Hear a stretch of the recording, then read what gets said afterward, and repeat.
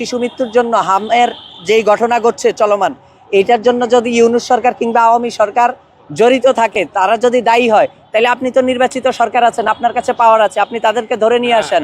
কি আমরা দেখতে পেলাম যে এই দেশের রাষ্ট্রপতিও এই দেশের চিকিৎসা নেন না, তিনি বাইরে গেছেন 22 জনের বহর নিয়ে এই রাষ্ট্রের কোটি কোটি টাকা খরচ করে তিনি চিকিৎসা নিতে গিয়েছেন। গাফলতি সরকারের যে এই দেশের চিকিৎসা ব্যবস্থার উপরে ঈমান নাই, যে এই দেশে যারা চিকিৎসা ব্যবস্থা পরিচালনা করে তারা তো এই দেশে চিকিৎসা নেয় না।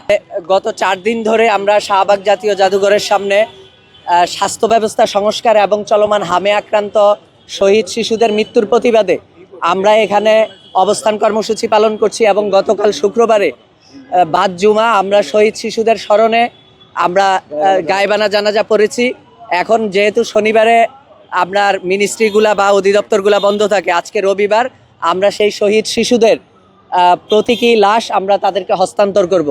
আমরা মনে করি যে এই স্বাস্থ্য ব্যবস্থার অব্যবস্থাপনার কারণে এবং রাষ্ট্রের গাফলতির কারণে আমাদের শিশুদেরকে কাঠামোগতভাবে হত্যা করা হচ্ছে। এটা একটা রাষ্ট্রীয় কাঠামোগত হত্যা, কারণ প্রত্যেকটা নাগরিকেরই সুচিকিৎসা পাওয়ার অধিকার আছে, কিন্তু সরকার যদি সেটা গাফলতি করে তাহলে এটা এক ধরনের হত্যা করা নাগরিককে। আপনি দেখেন যে এখানে মারা যাচ্ছে কারা, সব নিম্ন মধ্যবিত্তের মানুষের সন্তানেরা মারা যাচ্ছে, আর উচ্চবিত্ত যারা আছে তারা বিদেশে চিকিৎসা নিতে পারছে। এমনকি আমরা দেখতে পেলাম যে এই দেশের রাষ্ট্রপতিও এই দেশের চিকিৎসা নেন না, তিনি বাইরে গেছেন 22 জনের বহর নিয়ে এই রাষ্ট্রের কোটি কোটি টাকা খরচ করে তিনি চিকিৎসা নিতে গিয়েছেন। ফলে এই যে সরকারের গাফলতি, সরকারের যে এই দেশের চিকিৎসা ব্যবস্থার উপরে ঈমান নাই, যে এই দেশে যারা চিকিৎসা ব্যবস্থা পরিচালনা করে তারা তো এই দেশে চিকিৎসা নেয় না। ফলে আমরা মনে করি যে যারা সরকারে থাকবেন প্রত্যেকেরই আসলে এখানে এই রাষ্ট্রে চিকিৎসা নিতে বাধ্য করা উচিত আইনগতভাবে।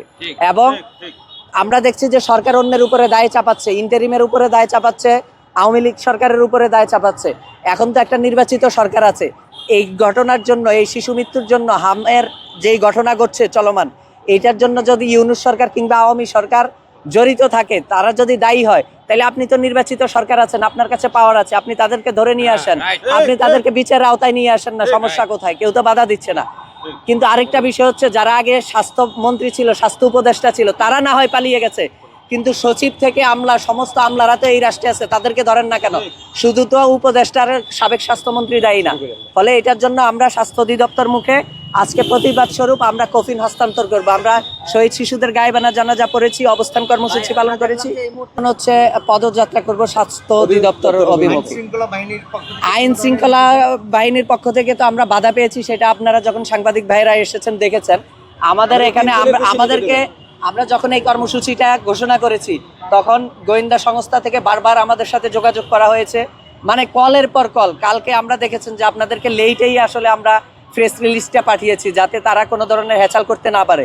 কিন্তু আপনাদেরকে প্রেস রিলিজটা পাঠানোর অন্তর আধা ঘন্টার মধ্যেই আমাদের কাছে কলের পর কল আসতে শুরু করলো, আমাদেরকে নানাভাবে নিবৃত্ত করার চেষ্টা করলো। বলল যে আপনারা এরপরে আমরা যখন এখানে আসলাম, আমাদেরকে বললো যে আপনারা 2 জন যেতে পারবেন, সর্বোচ্চ 2 জন যেতে পারবেন। এটা তো একটা নির্লজ্জতা। আমাদের কিছু বন্ধুরা এসেছিলেন, অ্যাক্টিভিস্টরা, কবি সাহিত্যিকরা বা পেশাজীবী মানুষরা, খুবই কম সংখ্যক, 8-10 ওনাদের বাধার পরে আমরা মাত্র 8-10 জন বন্ধু বান্ধবকে বলেছি ঠিক আছে আপনারা সঙ্গ দেন। 8-10 জনকে তার বাধা দেওয়ার কথা না। আমরা তো এখানে বিশাল বহর নিয়ে গিয়ে স্বাস্থ্য অধিদপ্তর ঘেরাও করতেছি না।